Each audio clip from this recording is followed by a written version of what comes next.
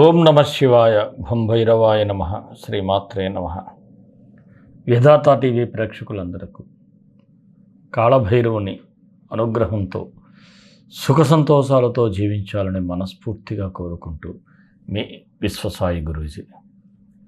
ముందుగా మన పీఠం మన దివ్యక్షేత్రంలో చేసే కార్యక్రమాలని ఒక్కసారి మీకు తెలియచేస్తాను. ఈ నెల 28వ తేదీ శుక్రవారం నాడు శ్రావణ పౌర్ణమి. ఈ శ్రావణ పౌర్ణమి రోజు మన క్షేత్రంలో శ్రీ లక్ష్మీ కుబేర సమేత స్వర్ణాకర్షణ కాళభైరవ హోమం చేయడం జరుగుతుంది.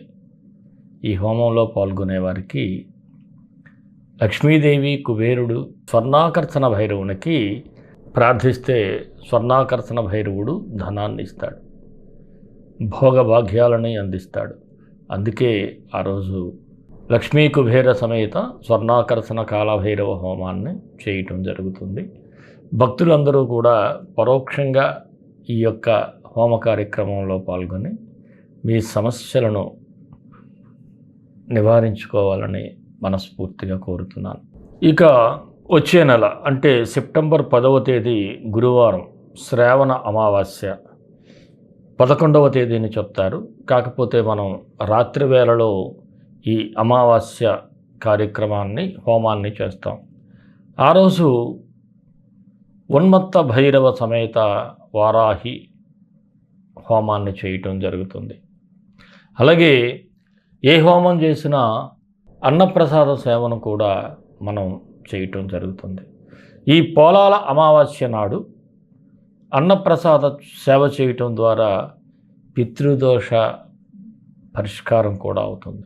చాలా అద్భుతమైనటువంటి ఈ శ్రావణ అమావాస్య రోజున మీరు పరోక్షంగా హోమం చేయించుకుంటే నరఘోష, నరదిష్టి, ఈతి బాధలన్నీ తొలగి పితృదేవతలు కూడా శాంతించటం జరుగుతుంది. అందువలన మీరు ఈ పోలాల అమావాస్యకు కూడా మీరు ఈ గోత్రనామాలను రిజిస్టర్ చేయించుకోవాలని మనస్ఫూర్తిగా కోరుతున్నాను. ఈ హోమాల్లో పాల్గొన్న ప్రతి ఒక్కరికి కూడా హోమం యొక్క విభూతి ప్రసాదం మీకు పోస్టులో పంపటం జరుగుతుంది. అలాగే మన క్షేత్రంలో హోమాల్లో పాల్గొన్న ప్రతి ఒక్కరికి ఒక మంచి జరుగుతుందనేటువంటి ఫీడ్బ్యాక్ రావటం నాకు చాలా ఆనందంగా ఉంది. ఒక గురువుగా మీకు అసలు చెప్పలేనంత ఆనందాన్ని మీకు చెప్తున్నాను. మీరు స్క్రీన్ మీద స్క్రోల్ అవుతున్నటువంటి నెంబర్కి మాత్రం అమావాస్య హోమం అయితే అమావాస్య హోమం అని టైప్ చేసి మెసేజ్ చేయండి. పౌర్ణమి హోమం అయితే పౌర్ణమి హోమం అని టైప్ చేసి మెసేజ్ చేయండి.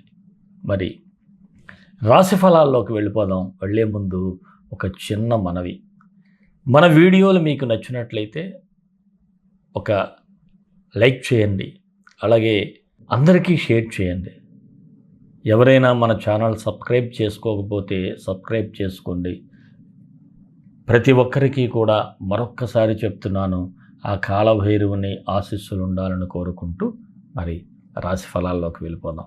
మకర రాశి సెప్టెంబర్ 1 నుంచి 15 వరకు ఈ రాశి వారికి ఎలా ఉండబోతుంది అంటే, ముఖ్యంగా మీకు నేను చెప్పేది ఏమిటంటే, ఈ రాశి వారికి మీకు గుడ్ టైం నడుస్తుంది. కాకపోతే మీ ఎమోషన్స్, మీరు వ్యవహరించేటువంటి తీరు కొద్దిగా మిమ్మల్ని ఇబ్బంది పెట్టే సూచనలు అయితే ఉన్నాయి.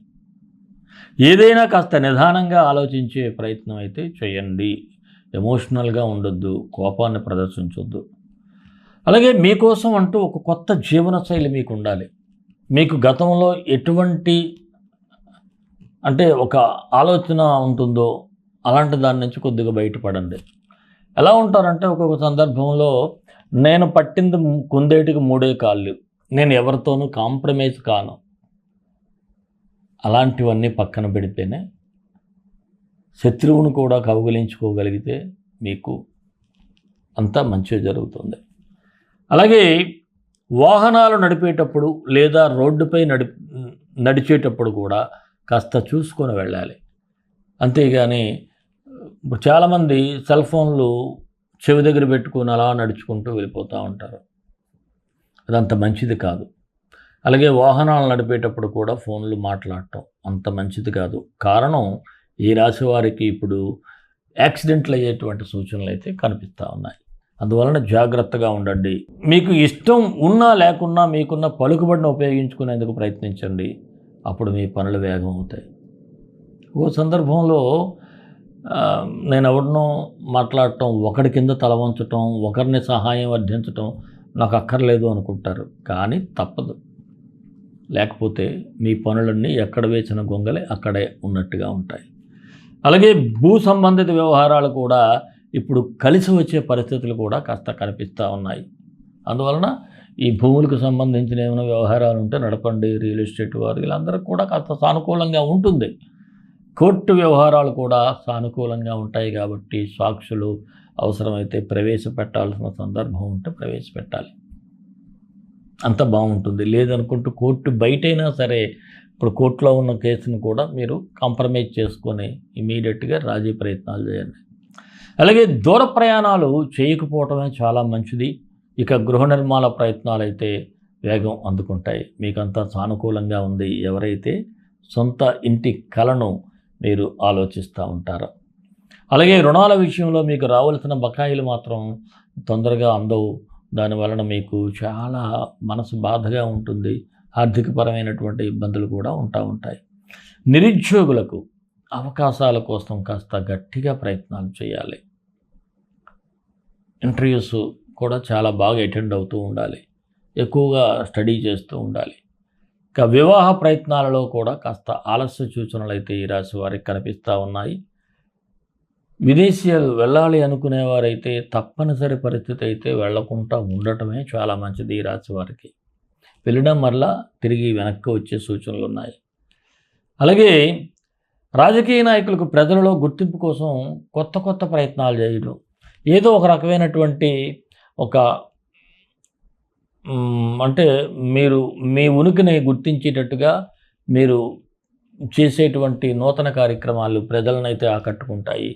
అందులో సఫలం అవుతారు కూడా.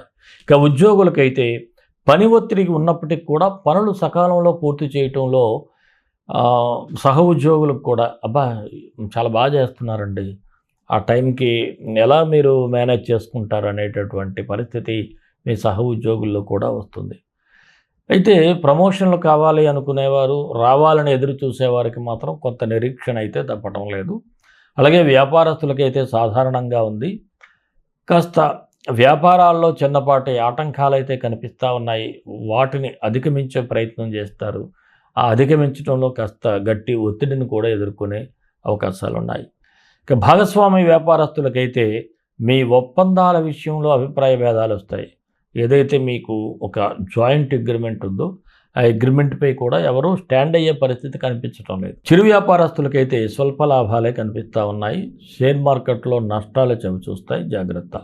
ఇక కళారంగం, సినీ, టీవీ, ఇతర కళాకారులందరికీ కూడా ఆశించిన పాత్రలు లేదంటే ఆశించినటువంటి విధంగా మీకు అవకాశాలు లభించకపోవటం కాస్త బాధగా ఉంటుంది. కాకపోతే చిన్న చితకాయన ఏదో ఒకటి అవకాశం వచ్చినప్పుడు అందులో కూడా మీ యొక్క టాలెంట్ను చూపించుకునే ప్రయత్నం చేయండి.